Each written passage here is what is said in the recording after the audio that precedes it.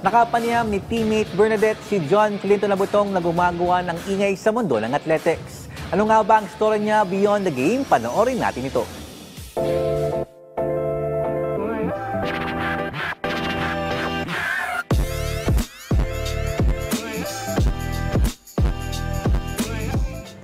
Magandang araw, teammates! Welcome sa Beyond the Game with yours truly, Bernadette Tinoy. Ngayon naman, teammates, makakasama natin ngayon ang isang promising runner ng Dasmariñas, Cavite. Please welcome John Clinton Abetong. Oh, welcome sa PTV. Hello po, ate. Ay, wow, parang relax na relax ka. Talagang pinagandaan mo talaga yung naka-blue ka para blue din yung ano natin. Siyempre. Paano ka naganda ngayong araw? Wala po eh. Ay, wow, Confident lang woke ako. up like this. Yes. John Clinton, meron ka bang lahi?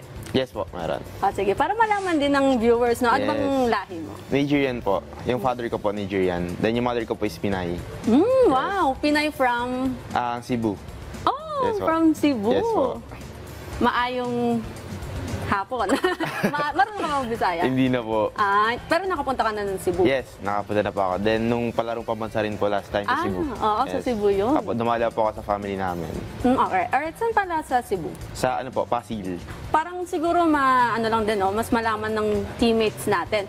Ano ba, yung father mo ba nandito sa Pilipinas? No po. Separated po sila ng mother ko po. Hindi po sila married. So, bali second family po ako. Then yung father ko po is nasa New York kayo nag-work. May communication naman. Yes po, meron naman po. Clint, paano mo ba na-discover na meron kang talent sa pagtakbo? Kailan ka ba nag-start? Nag-start po ako nung elementary po ako sa Brooks Point, Palawan yun. Ano po pala, minabati ko po yung coach ko po dati nung elementary po sa Brooks Point, Palawan, si Sir Jason Carandang po, and yung kaku trainer niya po. Thank you po coaches and trainers ko po before. Kasi kung hindi po nila ako na-discover, hindi rin po ako aabot ngayon sa sport po na to. So yun. Uy, ang ganda nun Paano ka nila na-discover, no? Bigla ka nilang tumakbo. Uy, magaling yun. Ganon. So yun ako nga po yung kwento.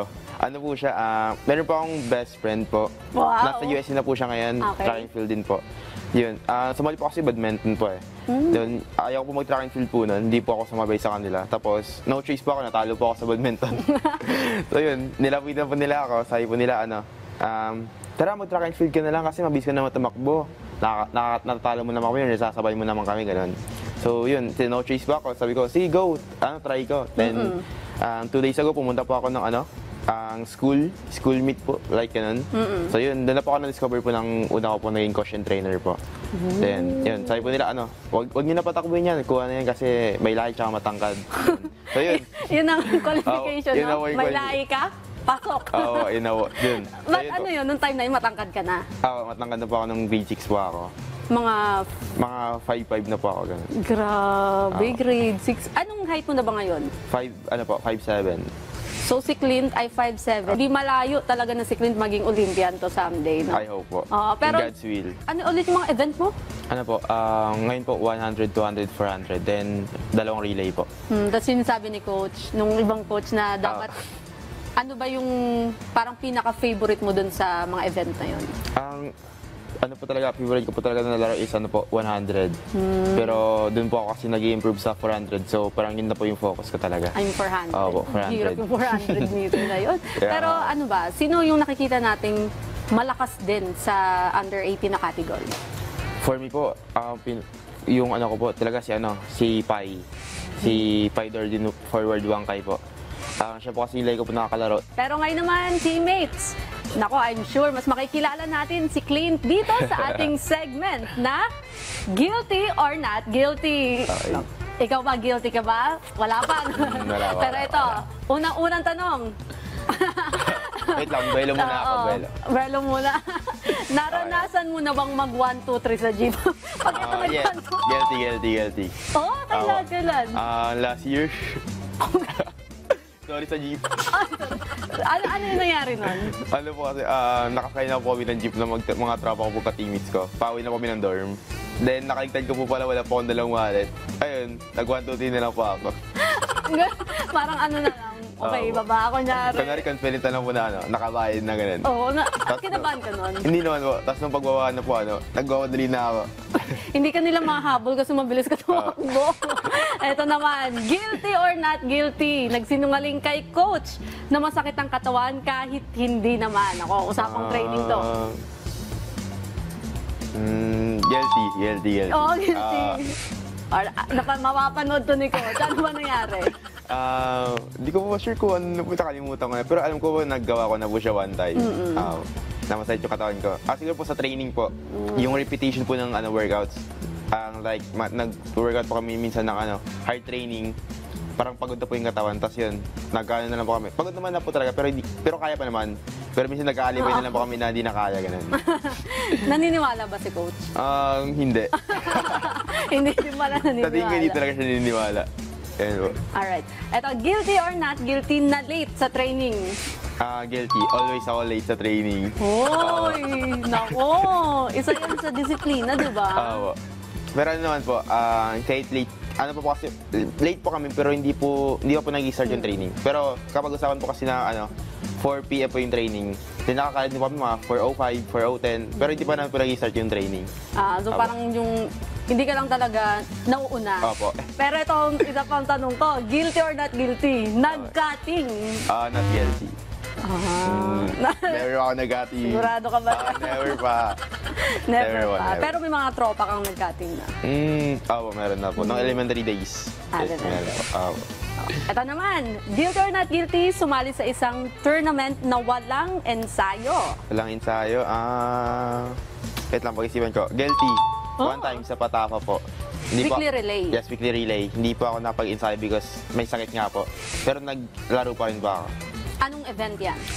200 pa ata yun. 200. Ano ka doon? Nanalo ka? Opo, nanalo po. Rank 1 pa rin po. Wow, Pero hindi ko po imagine nakuha yung PB pat. At least pa rin po. Walang ensayo pero nanalo. Oo. Ito naman, guilty or not guilty, nahimatay sa track oval. Not guilty. Hindi pa. Never pa. Kapag kasi na-feel ko na parang mahimatay ako or nahihilo ako, lang po ako, inhale, exhale lang. Yan, parang pinapakalma ko po yung katawan ko. Yun pala ang technique Yes, po. din. Kasi napakainit doon sa ultra, di ba? Yes, po. Sobrang init. Hindi ka sobrang... Madalas kasi doon ka nagtitrain. Sobrang init doon.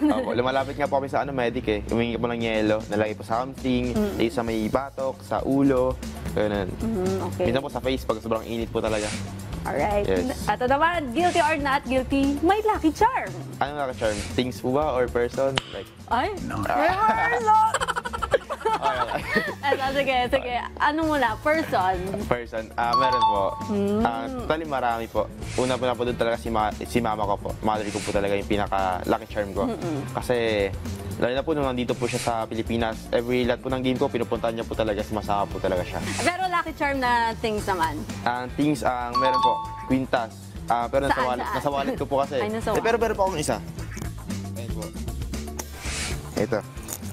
Yan. Cross po. Yan. Sino nagbigay? Si Mami din? Hindi po. Binili ko po siya bago po ako maglaro ng regional meet. Kasi gusto po talaga nun, pag naglalaro po ako, lagi pong nandyan yung guidance ni Lord. Eto, usapang atleta na. Okay. Guilty or not guilty, may crush na atleta. Meron po. Ayun na yung kanina. Yung kanina, Sinasabi mo. okay. Sige, shoutout mo na. Ito na yung Ayan. pagkakataon mo. Ano po siya, taga UE. Yan, shoutout po kay April Santos. Siya rin po yung crush ko talaga. Na-mention. April Santos, hello. Hello. Shoutout po. Anong event niya din? Pareho kayo? Yes, sprinter po siya. From po siya, Western Visayas. Pero nasa UE na po siya ngayon nag-aaral. Doon naglalaro po. Ito naman, usapang atleta pa rin. Guilty or not guilty? Sinungitan ka naman ng sikat na atleta. Hindi. Pero sa April po, opo. Araw-araw.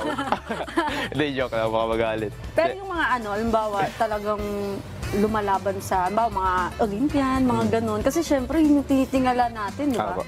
Pero may time ba, kahit hindi pala sa track and field, kahit sa iba't ibang type ng sports, may time ba na nasungitan ka ng isang atleta? Wala po eh. Wala po. I'm sure talagang promising talaga to si Clean kasi hindi na ako magtataka pag nakapasa pa ng SEA Games, Asian Games, Okay, so, Olympics. Pero ano ba yung parang, ano mo na lang din, advice na lang din, and payo na din natin sa mga gusto pang sumubok sa, mga na-inspired din sa katulad mo. Tuloy-tuloy lang po. Huwag po tayo sumuko. Ganun talaga, sa sports kasi hindi pwedeng Hindi pwedeng gusto mo, kapag ginusto mo talaga, makukuha mo agad. Hindi siya ganun. Kailangan mo siyang paghirapan, kailangan may dedication, then, yun, lagi po tayong makinig sa coach. Nako, Clint, maraming salamat sa pagpapaunlak sa aming imbitasyon at good luck sa Yes, po. mga next na path ng iyong career dito sa Patapa at sa mga next na tournament na Yes, po. sasalihan mo. Kaya naman, teammates, maraming salamat sa panonood at magkita ulit tayo sa mga susunod nating kwentuhan dito lang sa Beyond the Game.